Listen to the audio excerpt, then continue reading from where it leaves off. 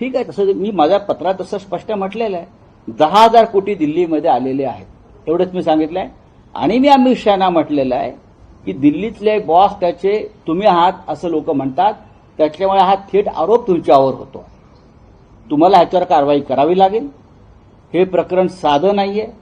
महाराष्ट्राची लूट आहे आणि या लुटीतला वाटा दिल्लीला येत असल्यामुळे या सगळ्या भ्रष्टाचारांना समर्थन मिळतंय, प्रोटेक्शन मिळतंय, संरक्षण मिळतंय. या राज्याचा विकास थांबवण्याचं पाप अमित शहा तुम्ही करताय. हे पत्रात लिहिण्याचं हिंमत माझ्यामध्ये आहे आणि ते मी लिहिलेलं आहे. याच्यापूर्वी पण अशा पद्धतीचे आरोप सगळ्यांवर आरोप नाहीयेत. हे बघा, हे सगळे पुरावे आहेत. हे सर्व पुरावे आहेत. वकील साहेब, मंत्री रावळ यांच्याबाबत ही पुरावा तुम्ही माणिकराव कोकाटे, दादा भुसे, प्रताप सरनाईक, तानाजी सावंत यांच्यावरती आरोप केले. याच्यातील अनेक मंत्र्यांची पदं जातील असं तुम्ही दररोज सांगितलं. मी आजही सांगतोय, जर खुन्याला वाचवायचा प्रयत्न न्यायालयच करत असेल, माणिक कोकाटे गुन्हेगार नाही का?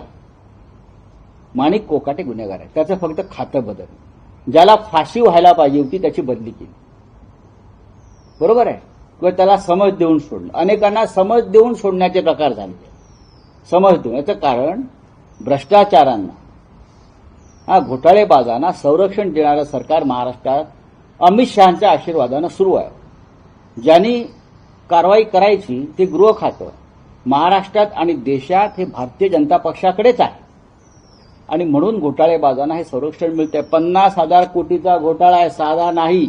देवेंद्र फडणवीस यांना जर पुरावे पाहिजे असतील तर त्यांनी तत्कालीन सिडकोचे अध्यक्ष विजय सिंगल, नाव बरोबर घेतलंय, बरोबर, तत्कालीन सिडकोचे हे एमडी तत्कालीन डिगीकर आणि डिगीकरांना का बदलून जावं लागलं? कारण त्यांनी ह्याच्यावर सही करण्यास नकार दिला. अनिल डिगीकर, विजय सिंगल यांनी सुद्धा सही करण्यास नकार दिल्यावर मग, आणि नकार दिला नाही त्यावेळी मी सही करणार नाही, सिडकोच्या अध्यक्षांना शिफारस करू द्या.